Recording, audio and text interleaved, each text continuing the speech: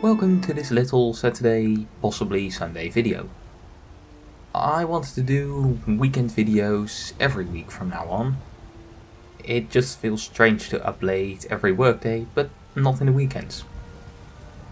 These videos will most of the time not be huge videos like my Skyrim vs Fallout series, nor will they be the regular Let's Play videos, but smaller one quick topic videos. I work for Today, I want to talk about some complaints I keep hearing towards Skyrim and Bethesda. The two complaints I want to quickly tackle are: Skyrim is an RPG, and Bethesda keeps ignoring their own lore. Both of these complaints are often thrown around by people who say that Bethesda is shit, and that all their games are shit, and they can't do anything right. If something like that makes it into my comment section, it will be removed. You can and should criticize, but brainless bashing isn't getting anyone anywhere, and so will not be tolerated. Let's start with that Bethesda keeps ignoring their own lore.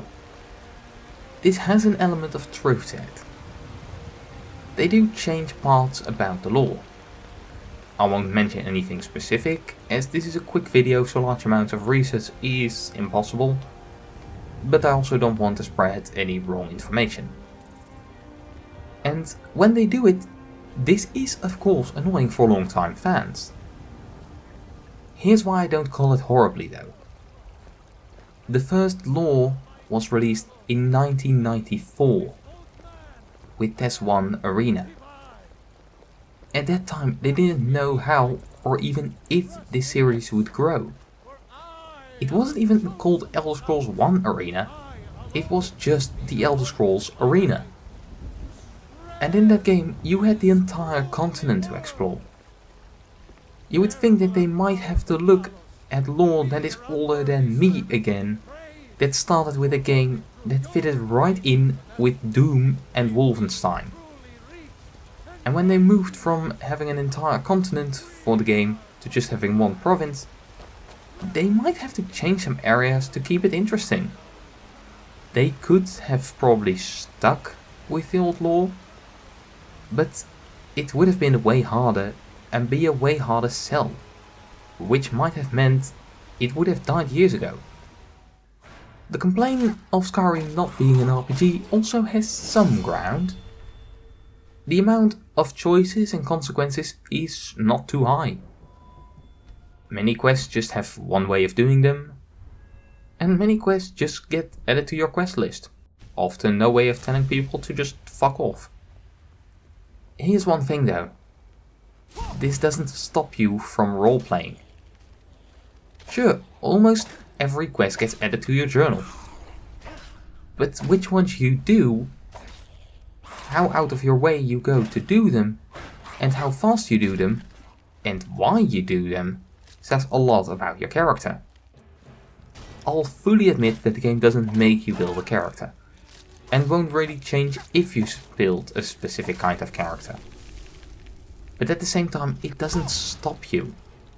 It still fully allows you to make your own character, with your own voice and way of talking. Sure, it gives you your lines, but it doesn't make your character really say it in game. When the text says, "Sure, I'll help you," you can still say, "Sure, whatever," or "I'll see what I can do. Maybe, if I just happen to be in the area. I'm on my way. On it, boss. This one will consider it.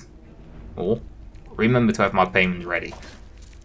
Sure, the game won't change, but your experience can. And this is something the game fully allows you to do.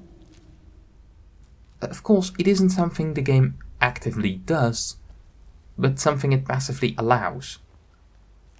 But tell me of other games that allow you to make your own character to this degree, because I probably want to play or at least take a look at them. Now, what people often mean when they say that Skyrim isn't an RPG is that it is less pen and paper RPG. And this is of course true. They removed attributes, so you can no longer show someone the stats and they could say that if your character was smart or fast or strong or not. Not that that made a lot of sense, but okay. They did add perks, which can fill a similar role, but that wasn't in D&D, so it's not real. They got rid of the dice deciding if your character hit or not, and instead letting the skill of the player decide. Which makes it for many more fun to play, but it's more about the player and less about the character. Here's the thing, that isn't a bad thing. Not per se, at least. It makes it more a game you actively play instead of directing the game. It makes it a completely different kind of RPG. And the different type of RPG existing isn't bad. That's like a fan of 2D platformers saying that the existence of 3D platformers is bad. That Skyrim isn't like D&D isn't bad, but I do understand that frustration. People don't like change. They don't like it that a series that was very D&D-like changes its RPG style. Just like I'll be very annoyed with any changes they make in Test 6. And they are annoyed that there are very few good D&D style games at the scale of Skyrim. And no more games like the ones you love being made is of course very annoying. This doesn't make Skyrim a bad RPG, it just makes it very annoying to see its type change from the one you love to the one you don't like so much. And that was pretty much what I had to say about it. Feel free to criticize and correct. If you disagree or think I got something wrong, please tell me. I want to see criticism and discussions. But if all you want to say is you or Bethesda or Skyrim or anything else, I don't care what, sucks and are objectively bad because of my opinion, you will be deleted. That isn't criticism, that isn't helping anyone, it's just very, very, very dumb. This has been Vinix, saying farewell.